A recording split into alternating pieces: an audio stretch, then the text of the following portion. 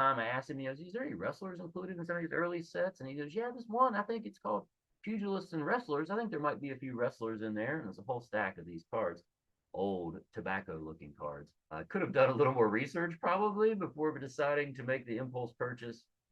But I was able to find two of the cards that he had were indeed of wrestlers from back in the day. And I've since figured out and done some more research that these are the 1908-09 Ogden Pugilists and Wrestlers tobacco card set.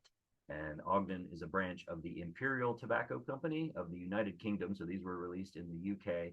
Show them up here. I'm going to give you some better pictures in the video. Picked up two guys, Tommy Monk and also Jim Essen, who I admittedly didn't know anything about them. We read the backs of the cards and were able to figure out that these two were wrestlers.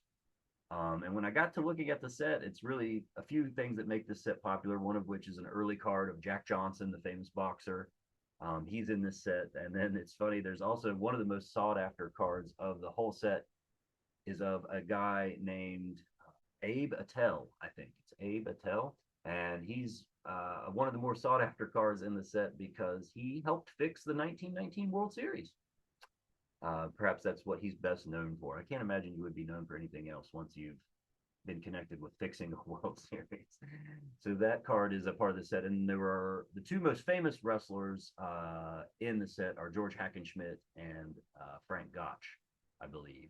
And the Hackenschmidt card is so cool. He's like a side profile looking back over his shoulder like this. Such cool artwork. And of course, it's drawings like these are. But the Hackenschmidt card is so cool. I don't know if I'll ever be able to afford one of those. They go for a pretty penny, and not a lot of them out there, especially in non-graded raw condition.